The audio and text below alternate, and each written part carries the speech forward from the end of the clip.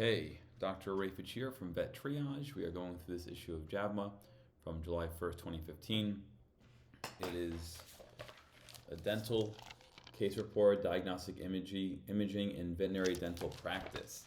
This paper comes out of the vet school in Cornell. Whoop, whoop. Okay, let's see here. So this is a 7-year-old castrated male Cocker Spaniel evaluated for a caudal right mandibular mass.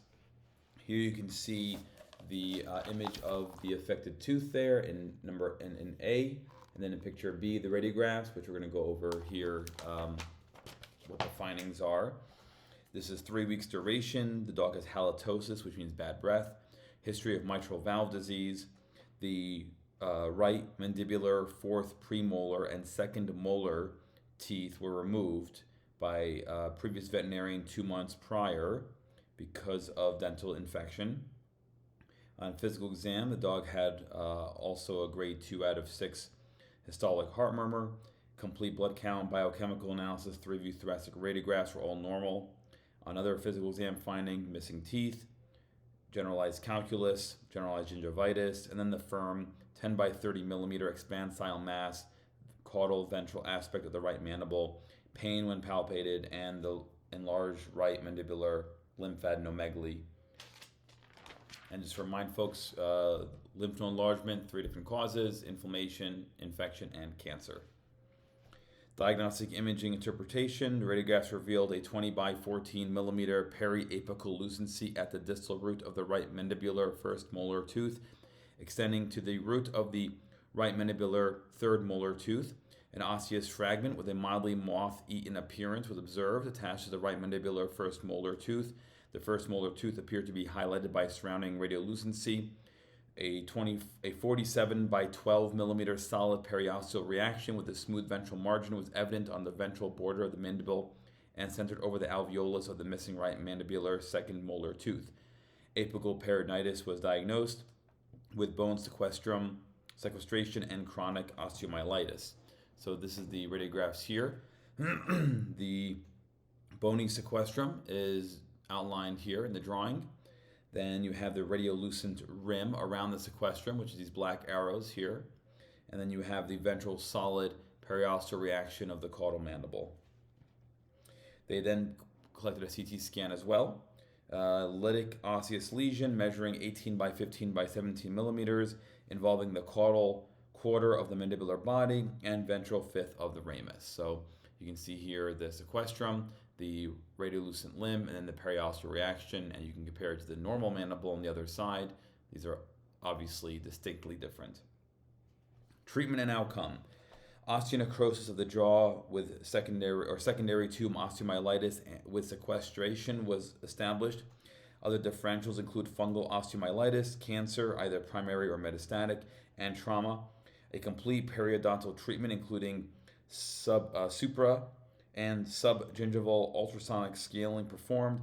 A full thickness mucogingival flap was raised on the buccal aspect of the caudal right mandible extending from the mandibular third premolar tooth to past the third molar tooth.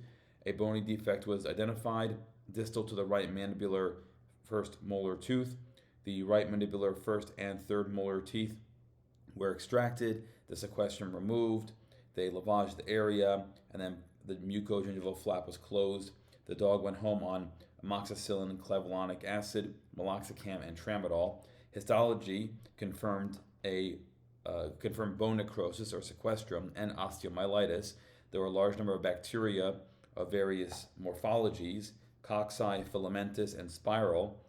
In the medullary cavity of the jaw, bacterial culture found a bunch of things: Fusobacterium nucleatum, Bacteroides fragilis group, Peptostreptococcus species, and Porphyromonas macaque, and then fungal culture negative. Comments. Osteonecrosis of the jaw is defined as exposed necrotic bone that fails to heal after 6 to 8 weeks in patients with no history of radiation therapy. Causes not related to radiation therapy include maxillofacial injuries, tooth extraction, and chronic infection. Reported extraction of the right mandibular, fourth premolar, and second molar teeth prior to referral could have predisposed this dog to necrosis. Dental extractions have been associated with jaw necrosis in humans. In humans, conditions that are associated with sequestration formation include osteomyelitis, skeletal tuberculosis, osteoradionecrosis, Langerhans cell histiocytosis, metastatic carcinoma, primary lymphoma of bone, aggressive fibrous tumors, osteoid tumors, cartilaginous tumors, lipotomous tumors, and benign fibrous tumors. Osteomyelitis is considered the primary differential diagnosis in patients with a bony sequestration.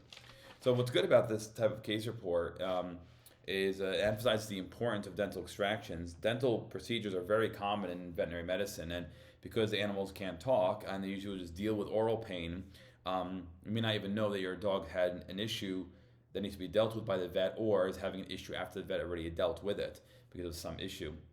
Whether this case was because of poor medical care from the prior veterinarian or just bad luck on that Cocker Spaniel, it's hard to say.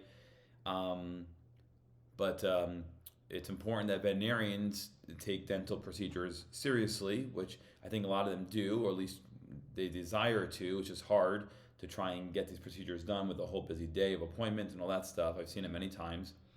And then pet owners have to realize, of course, that dental hygiene is very important in animals.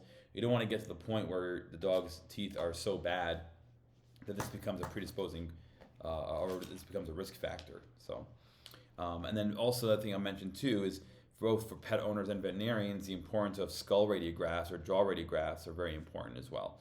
So just because you go to a vet with your dog and they don't collect radiographs, and you go to a new vet and they want to take x-rays of the jaw, they're not trying to steal money from you, they're trying to provide better care. And so this was very important, especially if you don't have CAT scan and things like that. So, all right, guys, we'll see you again tomorrow. Thanks so much. Bye-bye.